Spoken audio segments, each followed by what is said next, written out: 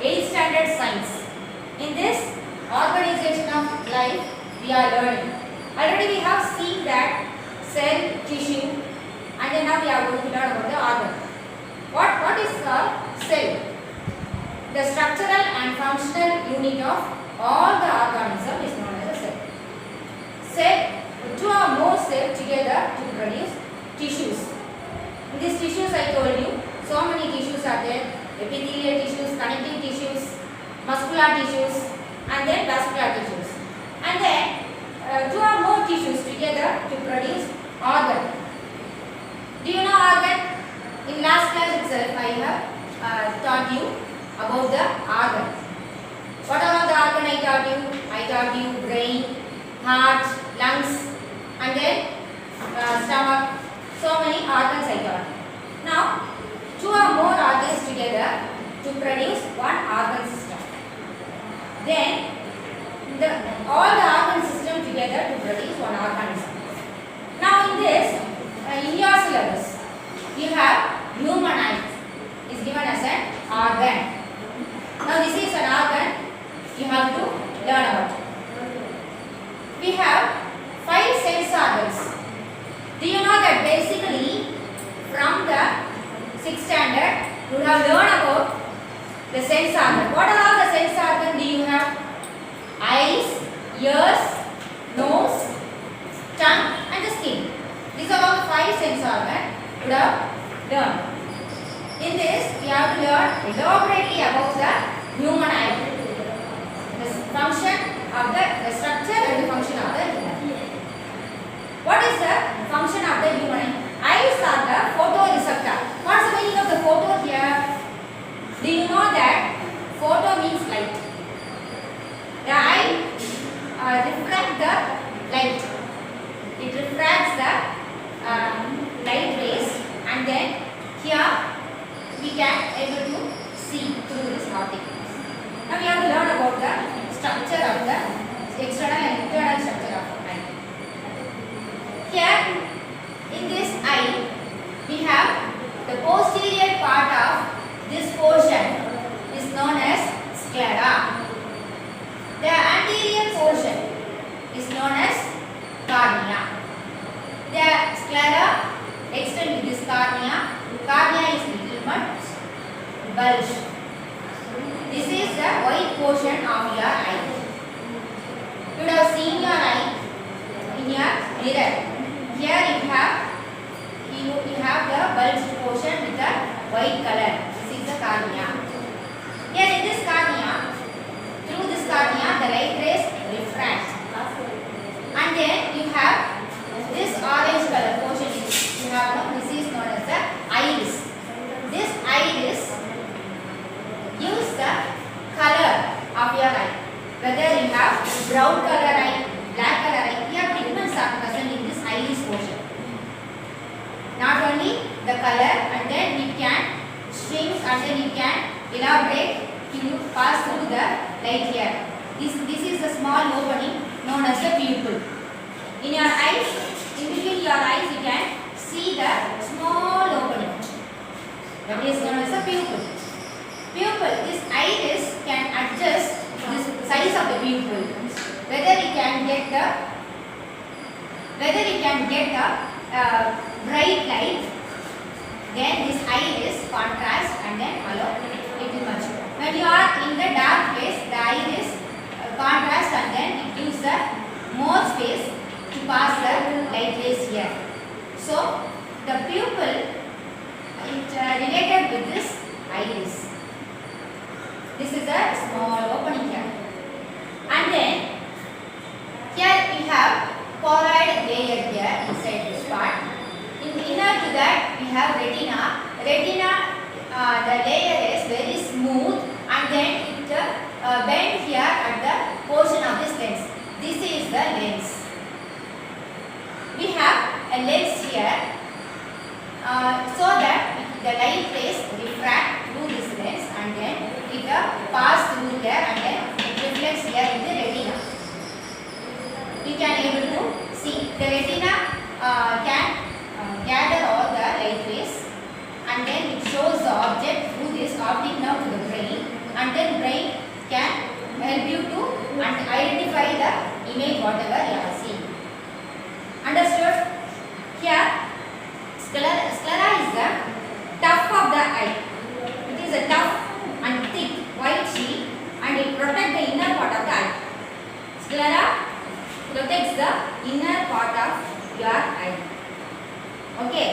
Here you have conjunctiva. Here you have the conjunctiva. It is a thin transparent layer.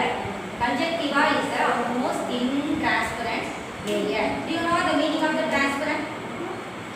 Transparent means the light can pass through, can able to see everything. Okay. Here it is a thin layer of the membrane. It is spread over the pupil and the iris. The main role of the cornea is to refract the light that enters eyes. Iris is the pigmented layer of this tissue that make the colored portion of the eye. Its primary function is to control the size of the pupil depending on the amount of the light enters. Now the lens. It is a transparent biconvex and an adjustable part of the eye. The lens is purely made up of protein. It is purely made up of protein. The lens, with the help of the cornea, refracts the light which converges on the retina and creates the image of it. Here, retina is the layer present at the back of the eye where all the images are formed. The retina functions by converting the light rays into the impulse and sending the signal to the brain through this optic nerves. Okay, here you can see two portions here. One in front of the lens, another portion at the back of the lens. At the back of the lens, you have vitreous humor, that is a fluid. The name of the fluid is vitreous humor.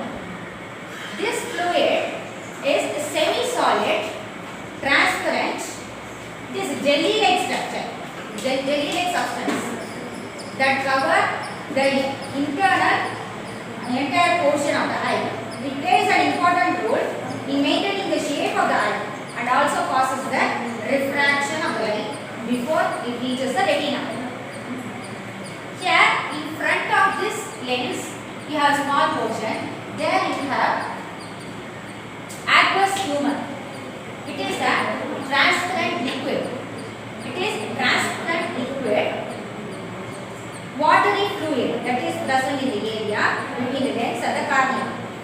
It is responsible for the nourishment of both the lens and the cornea. It helps to nourish the lens and the cornea. What is the purpose of the aqueous humor here? You would have seen so many waterfalls, artificial waterfalls. In that artificial waterfalls, the water recycled. Likewise, the watery substance that is aqueous humor, it enters through the ciliary muscles and then once again come here and then again it moves on. Okay, understood? Here if you have any blockage here, you can get the disease known as the glaucoma. Understood? The light rays, how the light rays passes? The light rays passes through in this way and from this side it converges and then it can converge here in this portion of the retina. Okay, here you have the optic disc blind.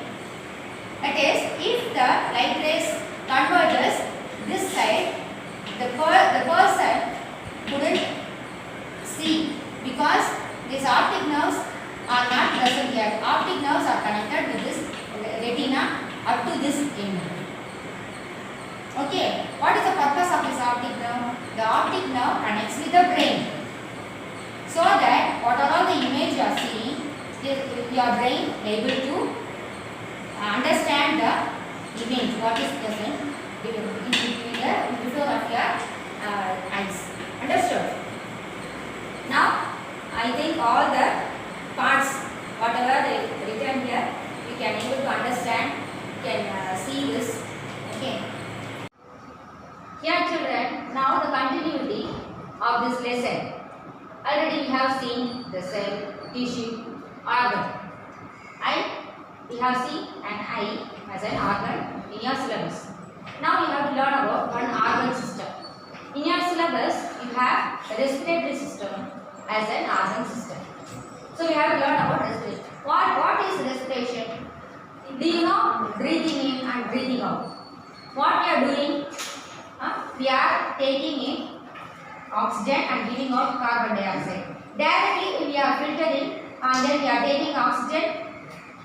No, we are inhaling the air which is present in the atmosphere. Okay, it is the respiratory system involves with the nose, nostril, and then through this trachea, the air moves to the lungs. So the nose is not filtering the air, only oxygen. Okay, so the air, the atmospheric air contains oxygen, carbon monoxide, carbon dioxide, hydrogen, and so many gases. All the gases together it is entering through our nose and then nostril and then to the trachea and then it moves to the lungs. Okay, now what is organ system? A group of organs form the organ system and together they perform a particular function. The heart and the blood vessels together make the cardiovascular system. The heart and then this lungs together present as a cardiovascular system. And then the organs such as nose, pharynx, trachea, and then lungs, and then diaphragm. It involves in the respiratory system. Okay. Now the respiratory system consists of organ like trachea, branches. This is known as the branches. The singular branches and then plural bronchi. And then lungs, which are responsible for the exchange of the air between atmosphere and the blood. Okay. First we have to learn about the what are all the organs present here in this respiratory system. First it involves with the nose, and then do you know the nose? It is present in our face.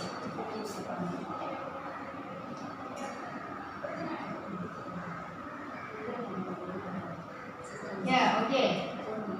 This is a rough diagram. This is the nose. And then from the nose, we are inhaling the air. Okay. And then from the nostril, we are inhaling. Inside nostril, we have ciliated epithelial cells. Ciliated epithelial tissues we have, which can help the air to filter. And then the dust particles are filtered here and then air moves towards the nostril and then it moves towards this, that is entering inside the larynx and then into the trachea. Here I have marked as an epiglottis. What is the meaning of the epiglottis? Epiglottis is a thin, flat opening that is known as, it is in the shape of a leaf. This is known as the epiglottis. This epiglottis helps to move close the esophagus while you are inhaling the air, and then it can close the trachea while you are eating any food. The food particles should not move inside this trachea. If it moves here, we can get a feeling of the irritation. Okay, so to avoid that irritation, the epiglottis covers this larynx area to control, to avoid the food particles entering inside the trachea. Okay, the food particle must enter through this esophagus which is present in front of this. Okay, now this is the area known as the larynx. Larynx is otherwise known as voice box. This is very important. Larynx is the voice box which is present exactly at the position of the Adam apple. Do you know what is Adam apple? All the boys all are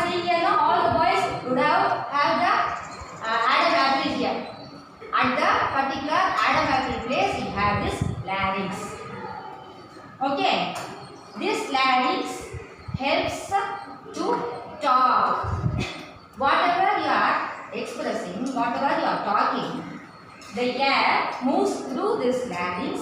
At the place of the larynx, the air vibrates and then it moves in the form of the words and it comes out from your mouth. Now you understood how you are talking? Whatever you talk, the air moves from the lungs and then it hit in this area of the larynx. Again I am asking you, where is the larynx? Larynx is present at the position of the adamantine area. Okay. Here at this area, this both the sides you have, what do you have? You have thyroid gland here. Okay. Here after hitting this place, air hits this place of the larynx and then it gives some vibration and then the voice comes from your mouth. Understood now the function of the larynx?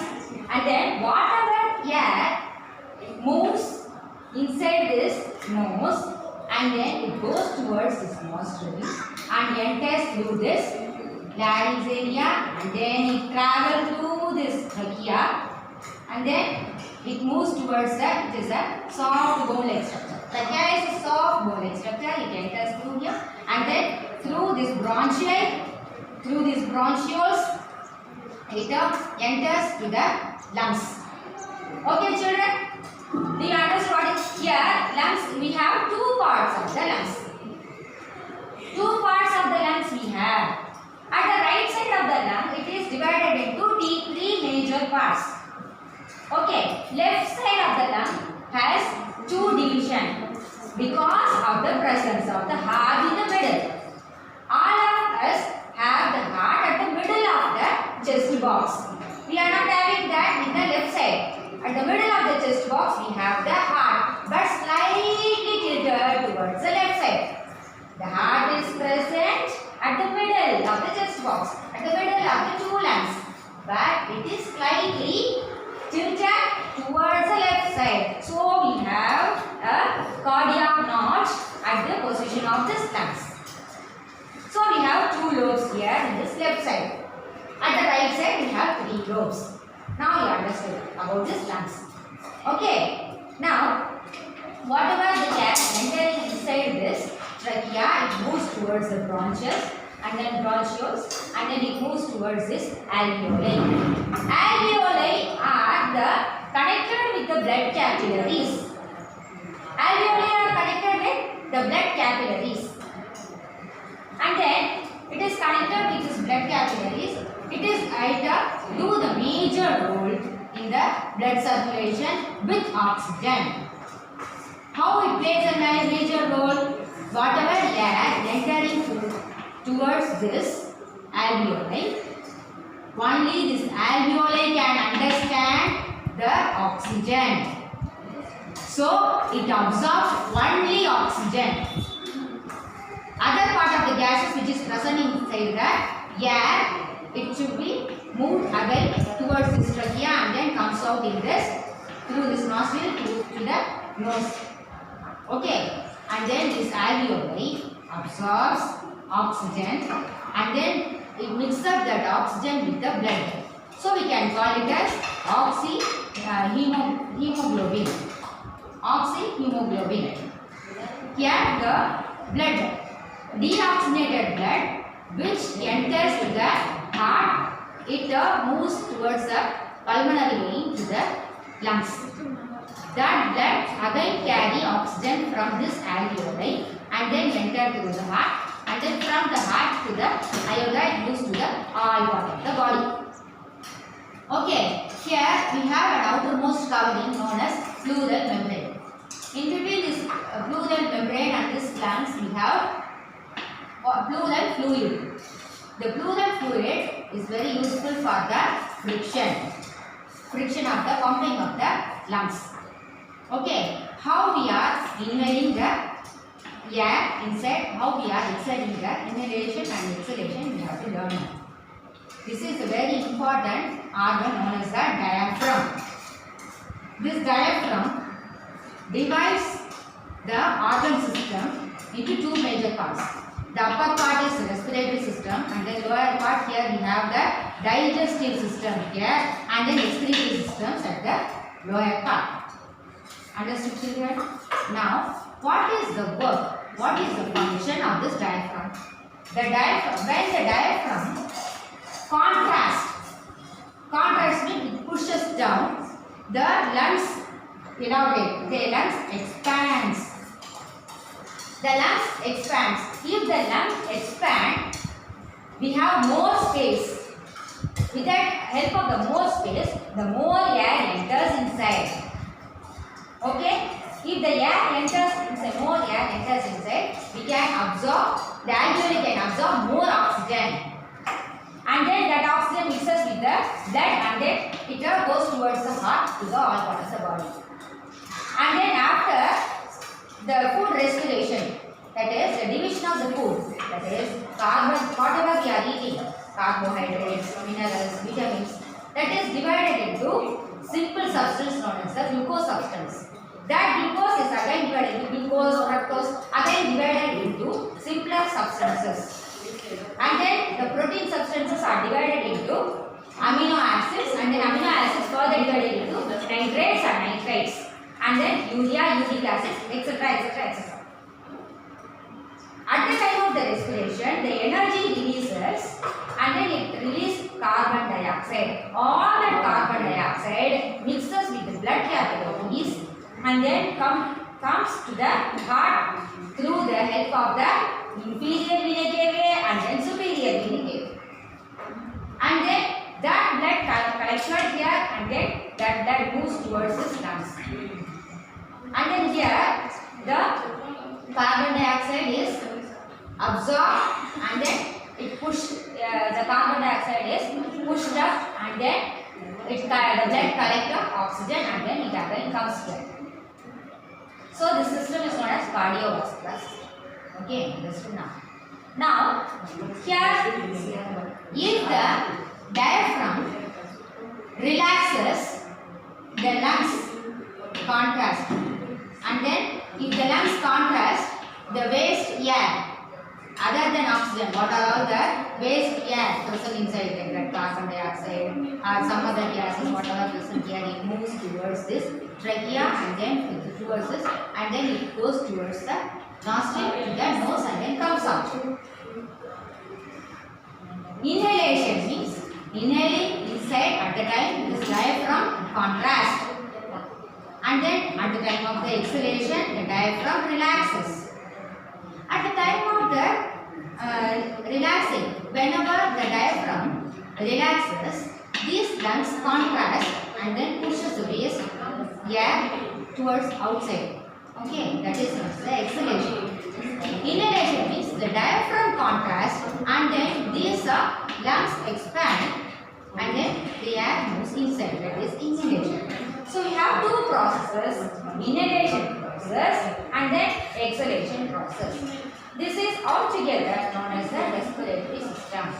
Now I am summarizing you again from the nose to the towards the nostril, and then towards the larynx, trachea, and then towards the bronchiae, and then bronchioles, towards the alveoli, and then to the lungs.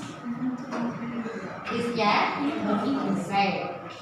Okay, the alveoli are here we have thousands and thousands of the alveoli present on both the sides.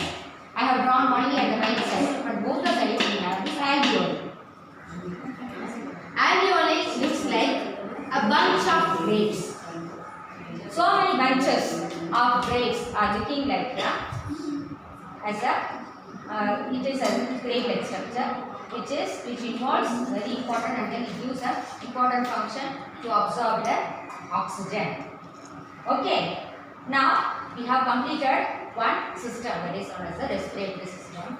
I told you about the main part of the larynx also, here the trachea also, and then here we have the pulmonary membrane, pulmonary fluid, and then I told you about all these parts and then all the functions. Now I think you have understood this. Now this is time for your assignment. What you have to do, you have to draw a human eye. with parts and the function of the eye. I told you that photoreceptor is a technique. You have to write about that. And then you have to draw the respiratory system. The respiratory system involves the lungs. Where is the lungs present? The lungs present inside the chest box. What's the meaning of the chest box? Here I have drawn only the lungs without chest box. Now I am going to draw the chest box. That is the, here at the middle we have the flat bone. Sternum. The bone, the name of the bone is sternum. Till here it expands. This is the flat bone known as the sternum. Here we have 12 pairs of rib bones. 1, 2, 3, 4, 5, 6, 7. 7 rib bones are directly attached with the sternum, middle part. The same thing that side also. And then the 8th rib attached with the 7th one, 9th one attached with the 8th one, 10th one attached with the 9th one. 11 and 12 are free floating bones. Now you would have understood about this rib bones also, chest box also. This rib bones are attached with the vertebrae, that is spinal cord at the back side. That is the thoracic region. Now you have understood. So you have to draw this respiratory system with all the parts. I told you already, all the parts should be at the right side of the diagram. You should not write the parts at the left side or below this diagram or above the diagram like that. Okay? Now I think you have understood this system, respiratory system, and the process mechanism of the inhalation and the exhalation. And then in your textbook you have one example. Here one experimentary process I have shown here in your textbook about this. You can learn, you can read this mechanism also.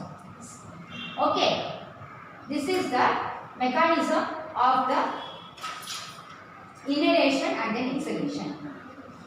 Okay, I think that you have understood.